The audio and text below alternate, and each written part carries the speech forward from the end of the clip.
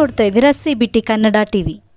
ಮಂಡ್ಯ ತಾಲೂಕು ಹೊಳಲು ಗ್ರಾಮದ ಶ್ರೀ ವೆಂಕಟೇಶ್ವರ ವಿದ್ಯಾನಿಕೇತನ ಅಭಿನವ ಭಾರತಿ ಶಿಕ್ಷಣ ಟ್ರಸ್ಟ್ ಮಂಡ್ಯ ಶಾಲೆಯಲ್ಲಿ ಶಾಲಾ ವಾರ್ಷಿಕೋತ್ಸವ ಮತ್ತು ಸಾಂಸ್ಕೃತಿಕ ಕಾರ್ಯಕ್ರಮ ನಡೆಯಿತು.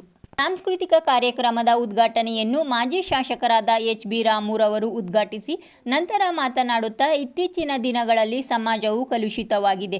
ಆದ್ದರಿಂದ ಸಮಾಜವನ್ನು ತಿದ್ದಿ ತೀಡಿ ಉತ್ತಮ ರೀತಿಯಲ್ಲಿ ವಿದ್ಯಾರ್ಥಿಗಳ ಪಾತ್ರ ಬಹಳ ಮುಖ್ಯವಾಗಿದೆ. ವಿದ್ಯಾರ್ಥಿಗಳು ವಿದ್ಯಾಭ್ಯಾಸದ ಕಡೆಗೆ ಹೆಚ್ಚಿನ ಆದ್ಯತೆ ನೀಡಿ ಶಾಲೆಗೆ ಹಾಗೂ ಜಿಲ್ಲೆಗೆ ಕೀರ್ತಿ ತರಬೇಕೆಂದು ಹೇಳಿದರು.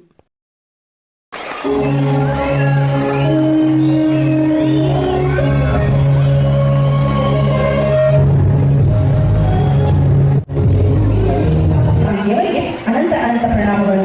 ಮಂಡ್ಯ ಜಿಲ್ಲೆಯ ಹೊಳಲು ಗ್ರಾಮದಲ್ಲಿ 1990 ಅನಂತಕುಮಾರ ಸ್ವಾಮೀಜಿಯವರ ನೇತೃತ್ವದಲ್ಲಿ ಅವತ್ತಿನ ಸಮಾಜಮುಖಿಯ ಕೆಲಸವನ್ನು ಮಾಡ್ತಾ ಮುಂಚೂಣಿಯಲ್ಲಿದ್ದಂಥ ನನ್ನ ಆತ್ಮೀಯ ಗುರುಗಳಾದ ಪೂಜ್ಯ ಜಯರಾಮಣ್ಣವರು, ಎಚ್.ಎನ್. ಕೃಷ್ಣಮೂರ್ತಿಯವರು, ಡಿ. ರಾಮಣ್ಣನವರು, ಪಿ. ಎಂ. ಜಾಣಯ್ಯನವರು ಇವರು ಜೊತೆಗೂಡಿ 1974 ಶಿವಮೊಗ್ಗದ 6ನೇ ಕ್ಲಾಸ್ನಲ್ಲಿ ಬರೋಬ್ಬರಿ ಮಾತು ಸಮಾಜ ಆಗಿಲ್ಲ. ಇವತ್ತು ಬೆಳೀತಾವಂಥ ವಿದ್ಯಾರ್ಥಿಗಳಿಗೆ ಮಕ್ಕಳಿಗೆ ಒಂದು ದೊಡ್ಡ ಸ್ಪರ್ಧಾತ್ಮಕ ಸಮಾಜ, ಒಂದು ಉತ್ತಮವಾದ ಸಮಾಜವನ್ನು ನಿರ್ಮಾಣ ಮಾಡಲಿಕ್ಕೆ ನಿಮ್ಮ ಜವಾಬ್ದಾರಿ ಬಹಳ ಮಹತ್ವವಾದ್ದು. ಕಲುಷಿತವಾದ ಸಮಾಜ ನಿರ್ಮಾಣ ಆಗ್ತಾ ಇದೆ, ಸಮಾಜ ನಾಗಾಲೋಕದಲ್ಲಿ ಹೋಗ್ತಾ ಇದೆ. ಇವೆಲ್ಲವನ್ನ ಸರಿದೂಗಿಸಿಕೊಂಡು ಒಳ್ಳೆಯದನ್ನು ಆಯ್ಕೆ ಮಾಡಿಕೊಂಡು ಒಳ್ಳೆಯ ನಿಟ್ಟಿನಲ್ಲಿ ಸ್ಥಿರತೆಯನ್ನು ಕಾಪಾಡಿಕೊಂಡು ಜೀವನವನ್ನು ರೂಪಿಸಬೇಕಾದ ನಿಮ್ಮ ಕರ್ತವ್ಯ. ನಾನು ಈ ಸಂಸ್ಥೆ ಹೇಳ್ತಾ ಇದ್ದೇನೆ. ತಮ್ಮ ಒಂದು ಶಾಲಾ ವರದಿ ಮಂಡಿಸಲು ಬರುತ್ತಿದ್ದಾರೆ 10ನೇ ತರಗತಿಯ ವಿದ್ಯಾರ್ಥಿಯಾದ ಸ್ಮಿತಾ ಪ್ರಚಾರ್.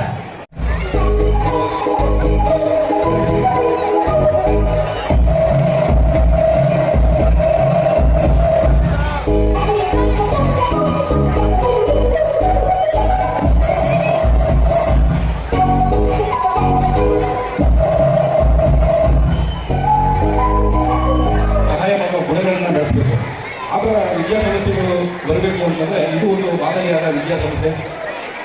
ನಮ್ಮ ದಾದಾರವರು ಗಟ್ಟಿ ಬೆಳೆಸಿದಂಥ ಶ್ರಮಪಟ್ಟು ಬೆಳೆಸಿದಂಥ ಸಂಸ್ಥೆ.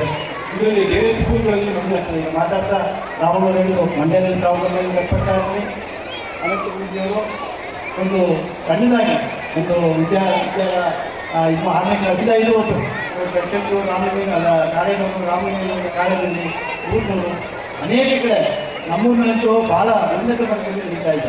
ನಿಜವಾಗ್ಲೂ ನಾನು ಸರ್ವಾಣ ಮಾಡೋದು ಕೇಳಿದ್ದೀನಿ. 600 ನಂಬರ್ಗೆ 599 95 ನಂಬರು ಏನು ತಮಾಷೆ ಅಲ್ಲ.